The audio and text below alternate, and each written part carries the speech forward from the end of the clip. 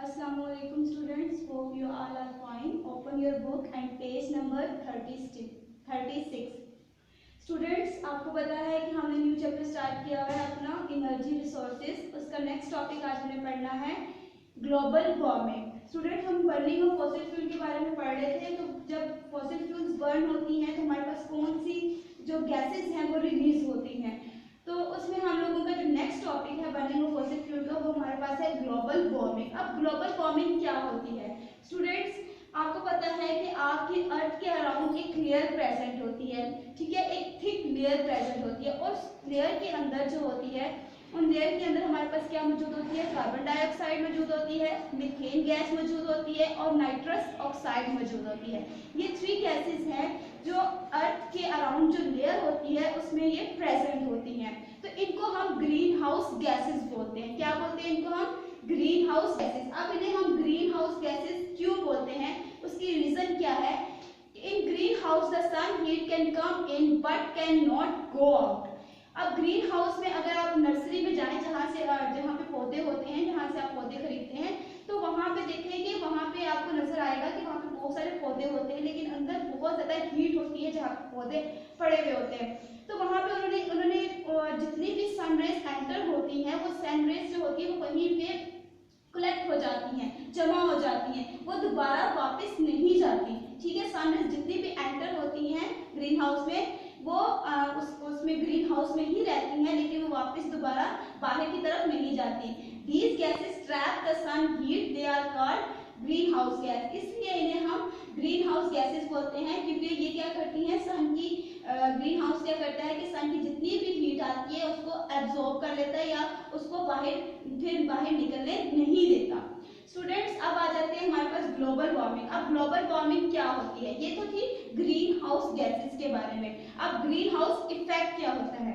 The trapping of heat की trapping keep the earth warm. जो अर्थ को क्या रखती है? वार्म रखती है। इसका ग्रीन हाउस इफेक्ट, इसे हम क्या कहते हैं? ग्रीन हाउस इफेक्ट बोलते हैं।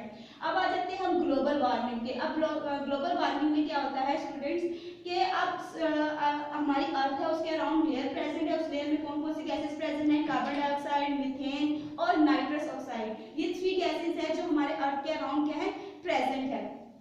अब ये इन गैसेस का काम क्या होता है? जितनी भी सन रेज एंटर होती हैं आपकी अर्थ में, जितनी भी सन रेज एंटर होती हैं, वो सारी की सारी क्या हो जाती हैं? ये गैसेस उनको ट्रैप कर लेती हैं। क्या कर लेती हैं? सन रेज को ट्रैप कर लेती है। ट्रैप करने के बाद क्या होता है कि ये आपकी अर्थ को क्या रखती है? वार्म रखती हैं। क्या रखती हैं? आपकी अर्थ को वार्म रखती हैं। अब आपको पता है smoke of vehicles increase the level of carbon dioxide. अब आपको पता है जो व्हीकल्स है, हमारी गाड़ियों का जो धुआं है, वो कार्बन डाइऑक्साइड के लेवल को क्या कर देता है? बढ़ा देता है। फैक्ट्रीज का स्मोक क्या करता है?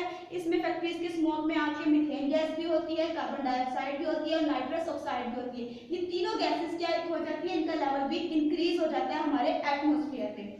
उसके बाद क्या होता है? डिफोरेस्टेशन किसकी वजह से होती है?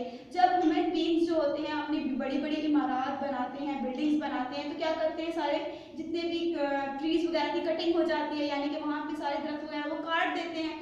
तो उससे क्या हो जाता है कि जितने ट्रीज वहाँ पे लगे होते थे, वो हमारे एटमॉस्फेयर में जितनी भी कार्बन डाइऑक्साइड प्रेजेंट होती थी उसके लेवल को मेंटेन रखते थे। लेकिन अब जब कटिंग ऑफ ट्रीज जब बहुत ज्यादा हो जाएगी तो वो क्या हो जाएगा? हमारे एटमॉस्फेयर में जो कार्बन डाइऑक्साइड प्रेजेंस होगी वो क्या हो जाएगी? उसका लेवल मेंटेन नहीं रहेगा। वो क्या होगी? हमारे एटमॉस्फेयर से, यानी हमारी अर्थ से जब बाहर जाएगी तो हमारे अर्थ के अराउंड तो पहले से ही बहुत ज्यादा हमारी अर्थ तो पहले से इतनी वार्म होती है। उसके जब कार्बन डाइऑक्साइड बाहर जो अर्थ से बाहर जाएगी तो क्या होगा कि उसका लेयर जो होगी वो और ज्यादा थिक हो जाएगी। उसकी लेयर क्या हो जाएगी? और ज्यादा थिक हो जाएगी, जिससे कार्बन डाइऑक्साइड लेवल क्या हो जाएगा?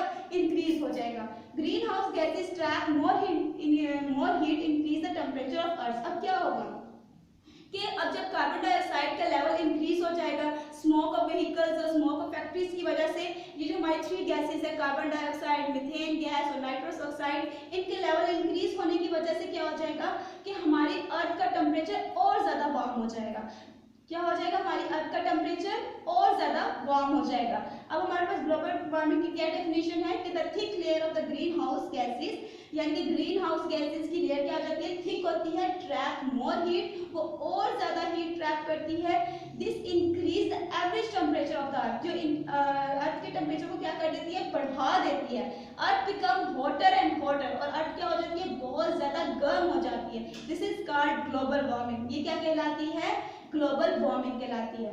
होप स्टूडेंट्स कि आपको मेरा लेक्चर समझ आ गया होगा। Thank you so much.